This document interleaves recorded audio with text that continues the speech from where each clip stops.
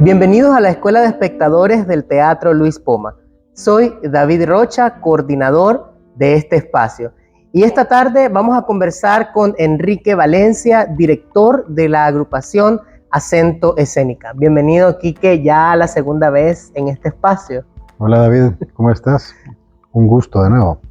Bien, en esta primera temporada, en este primer acto del Teatro Luis Poma, hemos podido ver dos espectáculos dirigidos por vos e incluso uno también en el que asumís un rol desde la actuación, que son, digamos, dos clásicos o que están en este registro de dos grandes momentos, ¿verdad? Clásicos del teatro universal, que es por un lado La tragedia de Edipo Rey y por el otro lado una comedia, El médico Palos de Molière. En este espacio, Enrique, quisiera que pudiéramos hablar del proceso del trabajo del actor. Cómo desde Acento Escénica, que sabemos también que tenés un laboratorio permanente, ¿verdad? De búsqueda, de exploración, de experimentación, como es un laboratorio del proceso creativo, sobre todo basado en el cuerpo del actor y la actriz. ¿Cómo es este trabajo desde adentro en Acento Escénico? Fíjate que es simple en su estructura. Tú llegas como alguien que quiere aprender y yo te invito a que trabajes en un montaje. Este puede ser un montaje que ya tenemos algún tiempo de estar llevando a escena y trayéndolo de nuevo al laboratorio, o un trabajo nuevo. Para este año 2023, toda la gente que se inscribió al Teatro Estudio, el Teatro Estudio Intensivo, que funciona 12 horas durante la semana, y está el Teatro Estudio Sabatino, son 4 horas por sábado, por semana. Entonces toda aquella gente que llegó al Teatro Estudio Sabatino el Teatro Estudio Intensivo, pues la propuesta fue: este año estrenamos la versión 2023 de Edipo y usted se incluye. Ustedes incluidos. Si es constante, si no tiene intermitencias, y si hay muestras de un verdadero interés. ¿Por qué es así? Yo vengo como actor del Teatro Estudio de San Salvador, en su momento dirigiera Fernando Umaña, y él ya traía esta idea desde la ex Unión Soviética. Es decir, es una suerte de tradición heredada de Fernando hacia mi persona, y es el mismo modelo que yo utilizo en Acento Escénica. Es la obra la que te dice, más bien te dictamina los diferentes caminos que tienes que tomar para entender la obra. Vamos a montar Edipo Rey, hay que estudiar a Sófocles, contexto social de Sófocles, historia del teatro griego, estructura de la tragedia, y todo lo que tiene que ver con el estudio marginal de la obra, ¿ves? Más allá de la idea contemporánea o actual que tengamos, ¿verdad?, de ella. En ese sentido, analizamos el texto, hacemos estudios de análisis, estudios, ¿cómo se llama?, del cuerpo. Si toda esta gente iba a ser incluida como coro, pues había que hacer un entreno, porque aunque estés únicamente de pie, todo eso supone justamente un entreno. Quisiera una pausa ahí, porque justamente eso quisiera que profundizáramos.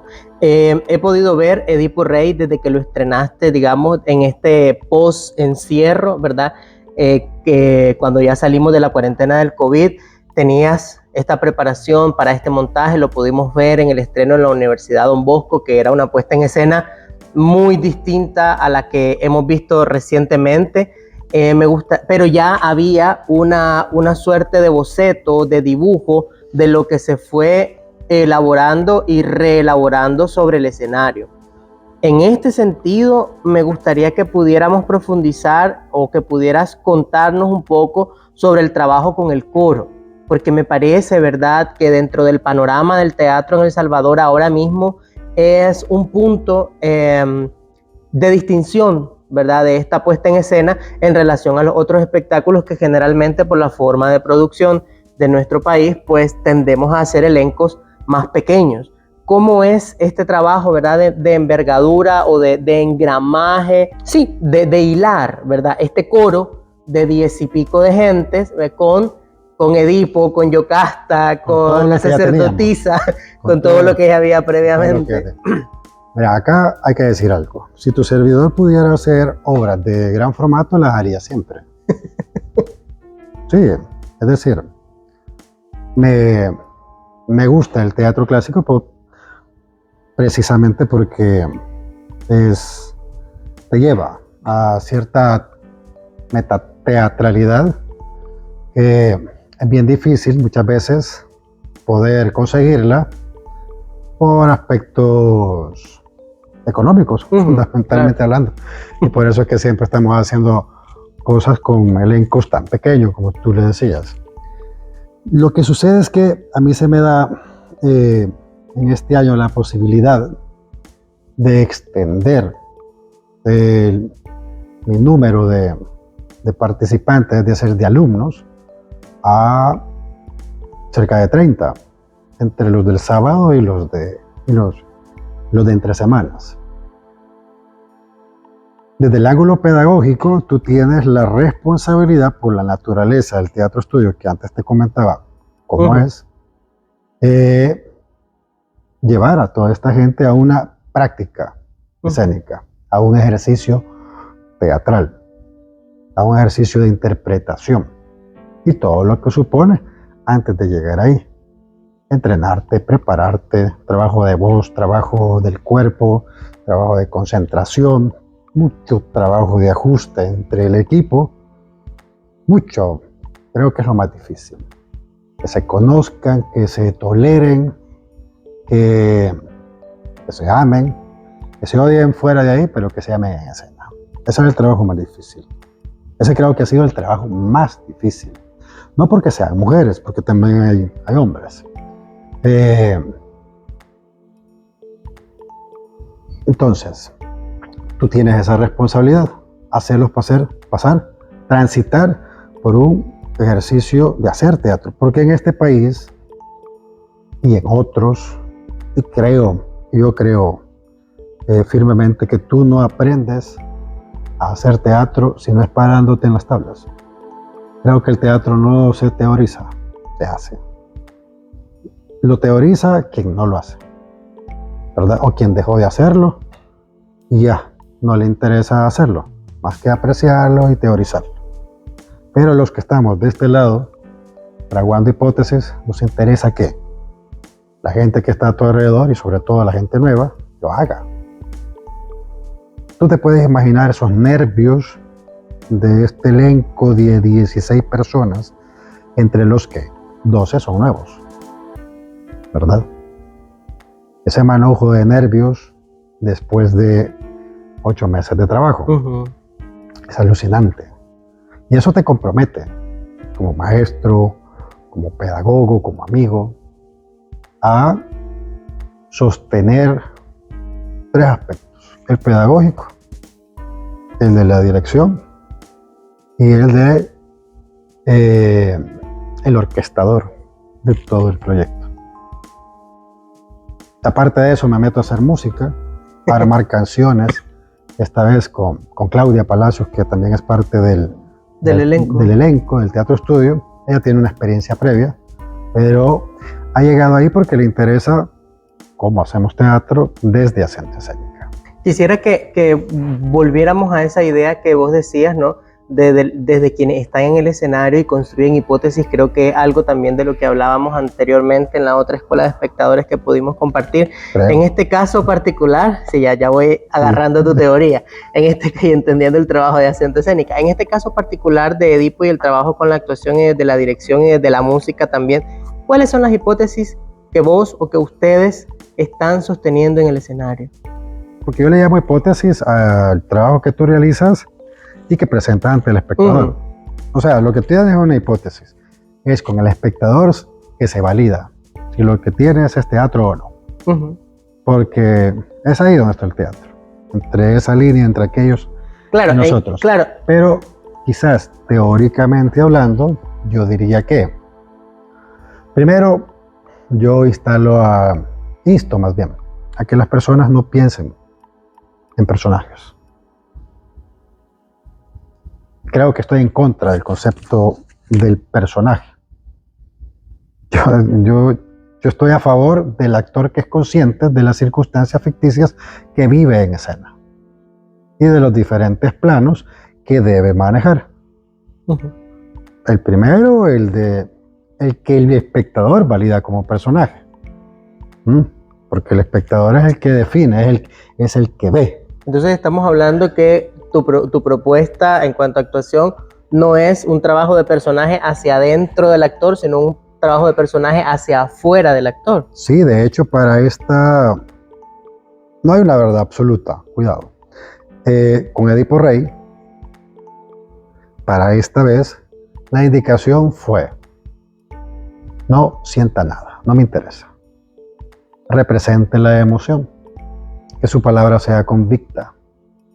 En el caso de los coros, porque me hablaba cómo trabajamos con los coros. En el caso de los coros, que su palabra sea convicta. Y de hecho fue una indicación que fue la que se generalizó para homologar las diferentes frecuencias e impulsos de donde cada uno de los miembros está colocándose en escena. Fue para Omar, fue para Juan Barrera, fue para Yocasta, fue para Edipo, pero primero fue para el coro. Yo no me interesa que sienta nada, porque son chavos nuevos que van a construir una voz colectiva, y que es el coro en la tragedia, sino una voz de una conciencia omnipresente y que es enteramente objetiva, que no puede, aunque tenga a veces muchas ganas, no puede inclinarse a favor de o en contra de. Y eso no lo consigues en un coro, primero, si no lo instas, y esto es algo que yo creo, tú puedes creer otra cosa, a que sea totalmente consciente de su estadio, como un ente que promulga efectos en el espacio. Esa fue la primera, es decir, Luna era Luna, Linda era Linda, Lidia era Lidia, Yael era Yael, y cada uno de los coros eran los coros. Eran ellas asumiendo un rol, un carácter. Y en el caso de los otros personajes, digamos, de Yocasta, Edipo, Creón, ¿cómo trabaja esa idea del no sentimiento, digamos? Del no sentir como primer principio.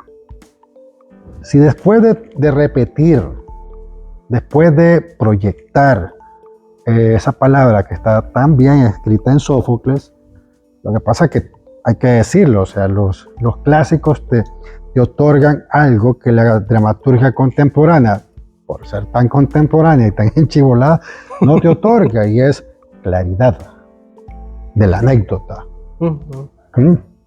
Shakespeare, siglos después, sigue conservando esa estructura y por eso es tan claro. Y por eso tú ves a la Royal Shakespeare Company en el mejor acto de representación de Shakespeare.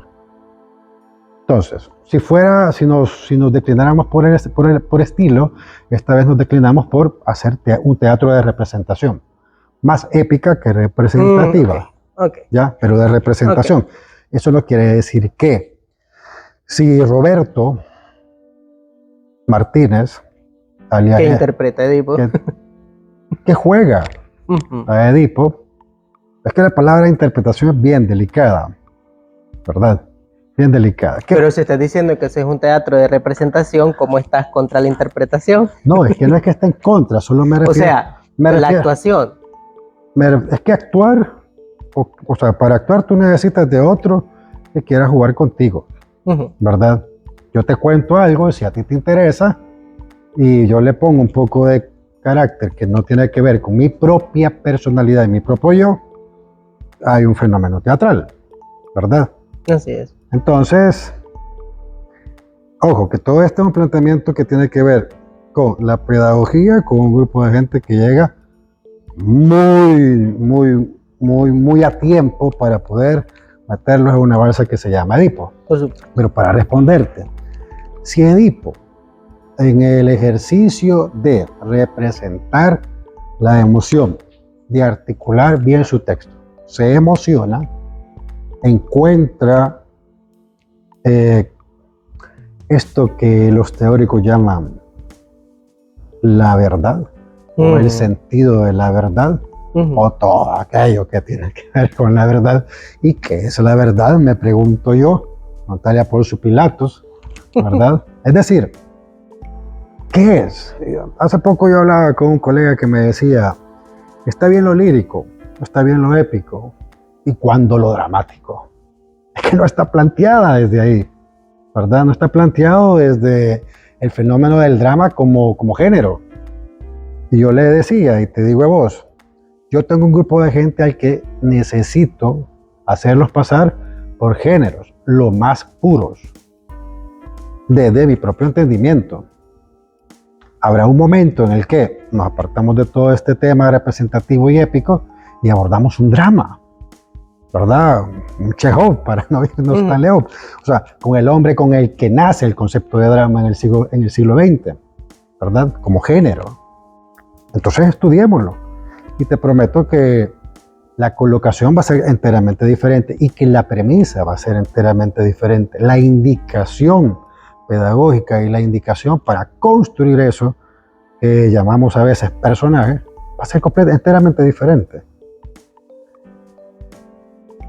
También le decía a uno de mis actores, a pregunta de él, ¿y cuándo yo puedo sentirme que ya lo sé, todo de acento escénica? y yo le digo, mira, es que ni siquiera yo sé si estoy totalmente hecho como pedagogo. Primero porque no te he hecho pasar a ti más que por 2 o 3 productos, uno cómico, uno trágico y uno trágico, y tiempo atrás pues tuve otros elencos. Yo necesito hacerte pasar por un absurdo, ya necesito hacer pasarte por un drama, necesito hacer pasarte por una obra existencial, necesito que nos desgarremos la camisa y nos vayamos a hacer teatro invisible o teatro con tendencias de Boal. Porque vos vas a encontrar en toda esa gente que te he dicho un género. Pienso que si atraviesas por la tragedia, por el drama y por la comedia, puedes tener una buena base, como para luego abordar, no cualquier género, pero digamos, te puedes sentir regularmente preparado como para asumir cualquiera otra de esas cosas extrañas que vienen por tendencia. A mí me encanta el teatro de laboratorio, David. O sea, yo podría, si tuviera, creo que en su momento voy a hacerlo, pero en este momento, si tuviera las posibilidades de tener un espacio 12 horas diarias, yo me dedicaría 4 a la pedagogía, 4 a hacer teatro de laboratorio y 4 al entrenamiento. Claro que eso, digamos, es como el ideal que todos soñamos, al menos en nuestras latitudes. Y en ese sentido, justamente, quisiera quizás profundizar un poco en eso, del trabajo con personas que tienen otro tipo de trabajo y que también hacen teatro, ¿verdad? Que también eso obliga a estar en una reingeniería de los elencos, en un constante reajuste de los elencos, y una de las cosas que se puede evidenciar es en el médico a palo, para que no tenemos el mismo elenco del año pasado. Incluso hay hay ciertos reajustes. Uno ha cambiado. ¿Verdad? Pero bueno, pero sí. cambia.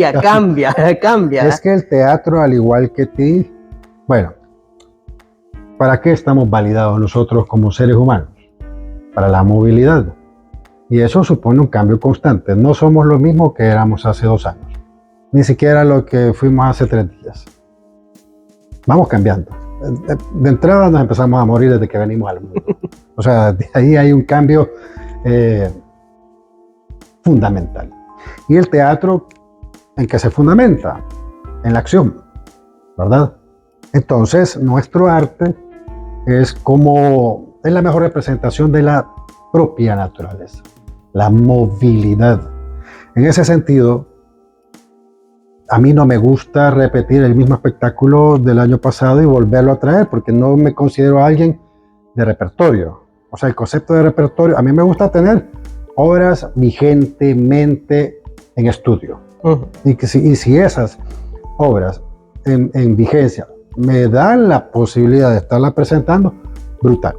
Pero yo engavetar una obra, que vos me digas, mira, tenemos una función, vaya, la ensayamos 2 o 3 días y vamos otra vez. No es mi gusto particular, porque me encanta el entrenamiento, me encanta el constante estudio y creo en que una obra jamás está terminada. Y eso del entrenamiento, Enrique, me llama la atención porque ¿cómo se puede lograr un entrenamiento constante? ¿Cómo se puede lograr un entrenamiento sistemático con estudiantes o con elencos o con gente interesada que constantemente está en movimiento? ¿Cómo lo ha logrado Acento Escénica? No mintiéndoles. La gente se acerca a Enrique Valencia, al proyecto de Acento Escénica, porque saben que los voy a llevar a escena. Los voy a hacer atravesar por una experiencia teatral. O sea, yo no necesito tener durante 3 años alumnos encerrados, una mentira que se llama teatro y no es sino un gueto, ¿verdad? O cualquier otra cosa, una secta, una cosa parecida a eso, y eso que a mí me tilda de sectario, no entiendo por qué, si soy la persona más práctica. Primero porque no les miento a veces. Y segundo porque mi sistema es bien simple, te lo dije hace un rato. Es la obra de estudio la que va a fundamentar todo el trabajo pedagógico. Y en ese sentido va a ser diferente a partir del género que abordemos. Claro, tú te metes 5 años a una universidad y te pasas 5 años atravesando los géneros y practicándolos. Quizás lo que le hace falta a las universidades es presentarla con un público que no sea el de los mismos estudiantes y buscar desarrollar esas obras, un desarrollo entre paréntesis, que hay 5 funciones para ver cómo creció, qué ajustes le hicimos después de una función. Porque es que yo creo que te dije en la entrevista anterior, pregúntame cuántas obras he hecho. Sí. Y yo te puedo decir, ahora con Edipo Rey, yo tengo la sensación de estar cerca de conseguir una obra. Pero cuando te digo cerca, no es que ya en las próximas 5 funciones yo la conseguí. No, creo que la voy a conseguir en 1 año. Sí, sigo trabajando. Me maravilla el colega que dice que ha hecho un montón de obras. Yo digo, oh, qué bárbaro. Ya a mí me cuesta hacerlas. Y eso que le vuelo, pues. ¿Qué otro aspecto sistemático es fundamental para mí desde Acento Escénica? Desde el ángulo de la conducción. Utilizamos mucho la palabra pedagogo, y esa palabra es bien fea etimológicamente el origen. Me gusta más el líder de tu propia curiosidad, ¿verdad? De esa curiosidad por llegar a un conocimiento para poder autogenerar una técnica.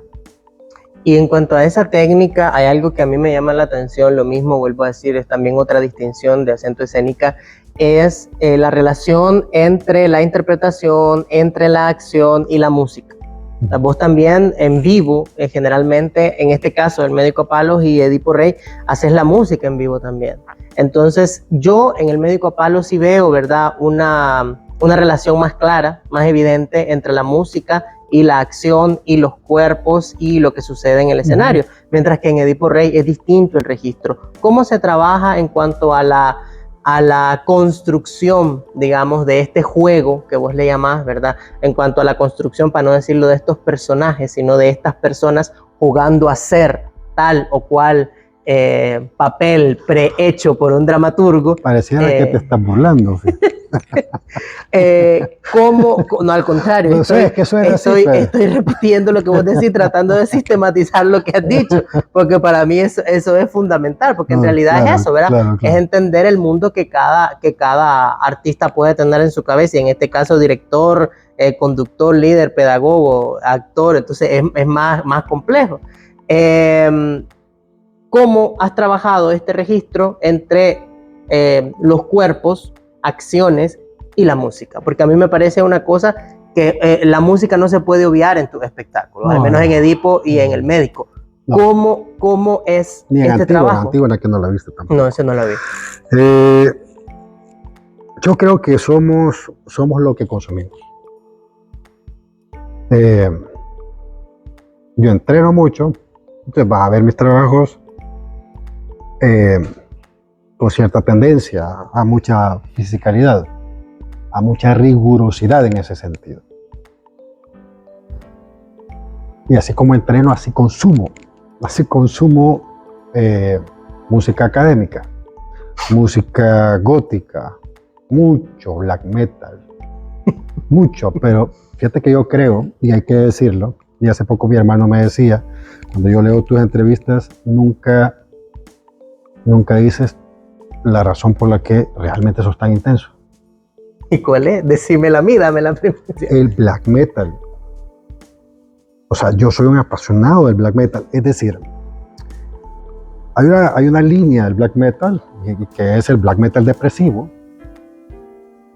y que tiene que ver con la frecuencia en la que cada uno gravita musicalmente hablando. O sea, no es que esté bueno, no es que esté malo. Yo no critico a la gente que escucha reggaetón.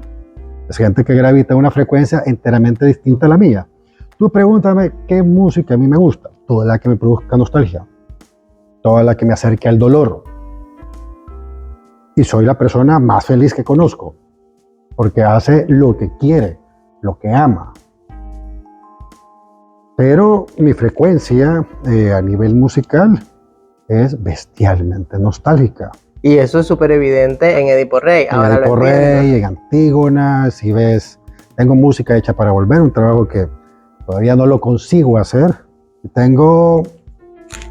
Quizás tengo la música más clara que toda la idea, porque es teatro laboratorio, no tengo por qué tenerla, ¿verdad? Tengo el chance de ser enteramente incorrecto, ¿ves? ¿Verdad? Y confuso, y además porque yo me voy a meter en ese rollo. Pero es por eso, fundamentalmente. Y yo pienso que, así como escucho black metal o así como escucho música electrónica, trance, el emotional trance.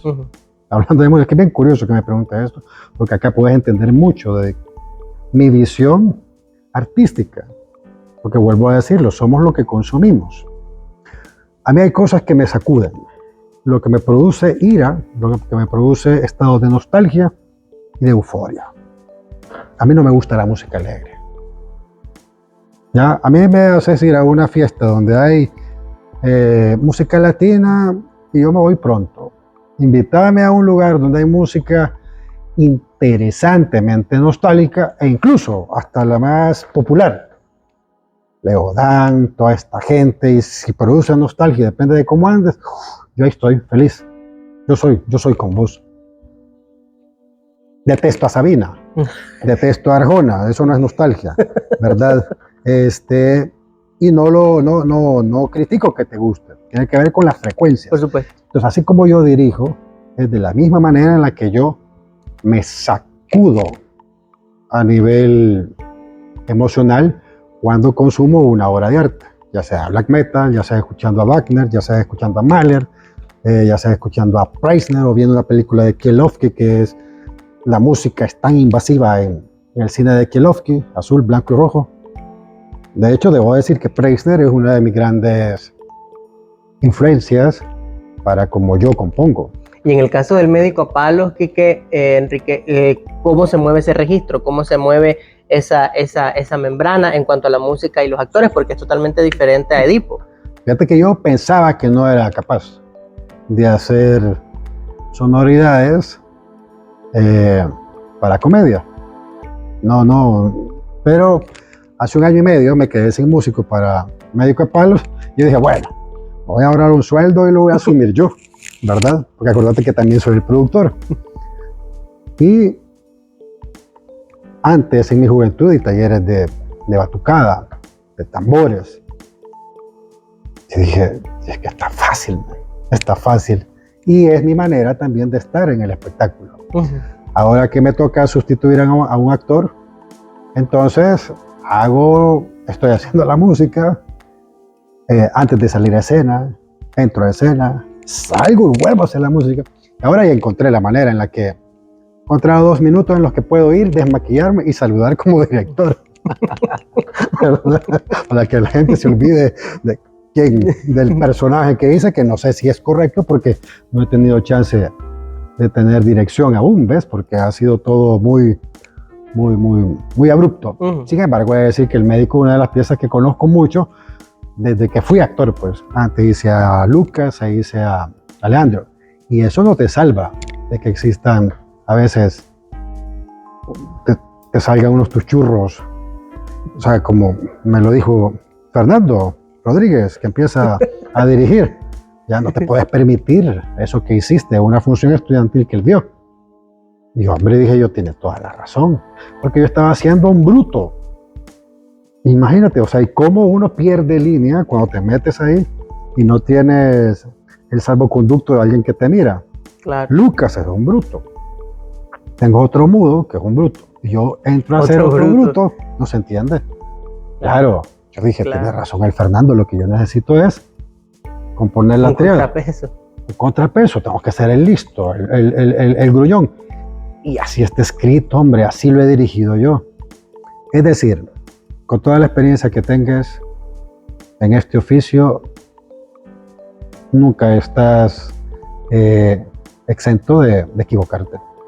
A mí siempre me interesa mucho seguir la huella de tus espectáculos, seguir, o al menos de estas hipótesis, como vos decís, porque siempre, o sea, se nota en realidad esa constante búsqueda, esa constante experimentación, ese teatro estudio, ese laboratorio, ¿verdad? Tanto propiciado por la gente que entra y sale, por los nuevos elencos, por los nuevos estudiantes, por la gente que está queriendo aprender a hacer teatro, y los profesionales que siempre están, digamos, haciendo estos contrapesos, pesos y contrapesos con los elencos. Y yo creería que, bueno, en el acto 1 hemos visto estos 2 espectáculos que son aparentemente radicalmente opuestos, al menos en el género, ¿verdad? Una tragedia y una comedia, pero que en realidad nos muestran muchos caminos para comprender el trabajo que has hecho vos como director y como líder, y también, aunque no te guste, como teórico, porque yo sí creo que el artista que está en el escenario crea, pero también sostiene. La teoría a mí me fascina. Sostiene. Pero no es lo fundamental. Nosotros somos animales de la escena. Por supuestísimo. Teorizamos, por supuesto. Y podemos hablar de teoría en otro programa. Me decías que hay 12 conceptos, 12 ideas claves que para vos todo actor o artista de teatro debe tener. ¿Cuáles son, Enrique? Deseo, necesidad, voluntad, objetivo, suceso o acontecimiento, conflicto, crisis, elección, propósito, acción per se y acción dramática.